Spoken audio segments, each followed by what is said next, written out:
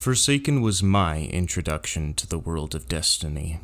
Of course, I had heard of the game before, and had even seen an angry review or two, but I had never stepped into the Destiny universe. We'll take a step back to September of 2018. World of Warcraft Battle for Azeroth had released just a month prior. Before that, we actually had Legion, and the game was somewhat in a decent state. It was actually very fun. But I was already starting to see the cracks in the game just from the beginning of BFA. BFA did not have a clean launch, and since all you needed to Mythic Raid at the time was to just buy WoW tokens, I was trying out Destiny in my free time. I kept seeing the advertisements, and was drawn to play the campaign. It didn't matter to me that I didn't know the world. I'm all for a good revenge plotline. That's all that was needed to draw me in. I didn't know Uldren as an awoken prince, and I had no idea why he was in the Prison of Elders. I just knew that he was the bastard who killed my favorite captain, Malcolm Reynolds, and he would pay. It had been years since I had truly dedicated time to an FPS, but with my MMO background, Destiny looked like a game that would give me goals and items to work towards. Perfect for that MMO itch, and it was from Bungie, who brought the feel of Halo. Now, I grew up playing Halo games. My brother showed me Halo 1, and ever since then, I've absolutely loved it, and to be completely honest, I didn't think that I would enjoy a different story. I love Master Chief, I love Cortana, I love that Halo universe, and I was in the state of mind during the D1 years that if Bungie had kept making the Halo games, we wouldn't have had Halo 4 and 5 go down the way they did. I was definitely pretty angry at those games, but looking back with a cooler head, I see now that it was a wise decision for Bungie as a developer to part ways with Microsoft in order to pursue their vision.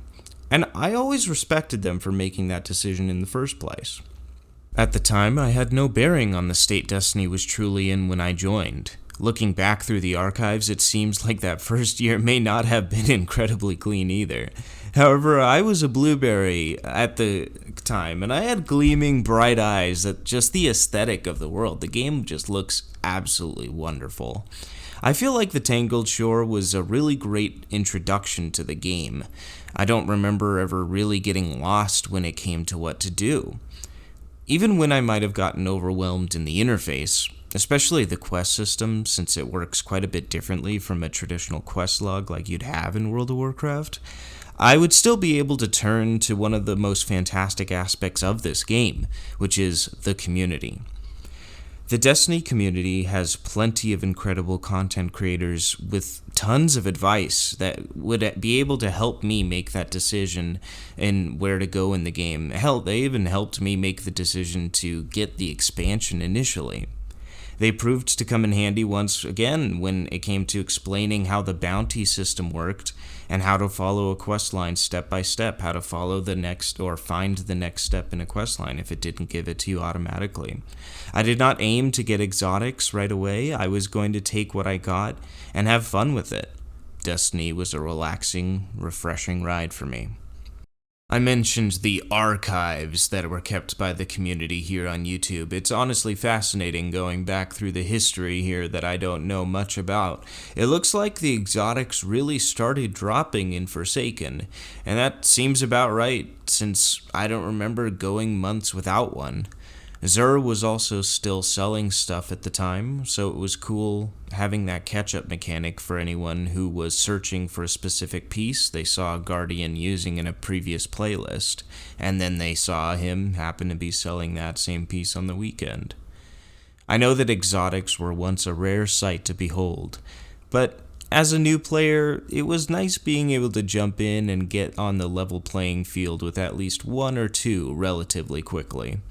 You can only equip one at a time anyways, so I wasn't even really caring to get a specific one or get a whole bunch at a time. I was just happy to have the yellow shiny. I may not have been playing optimally, but I only wanted to learn more about the universe I was in rather than becoming disinterested every single time I started playing. Forsaken was a success to me for that reason alone, and with that, I grew There were plenty of lore videos to keep me occupied while I farmed prior content or for exotics I had missed out on. I will always fondly remember Forsaken for the warm introduction it provided to me into the Destiny universe. While I could feel sad about losing the past, I am truly excited for the future that is looking to be so fresh. Things are looking good. I found a game that I truly love, and Witch Queen won't break my tradition of returning for each expansion since.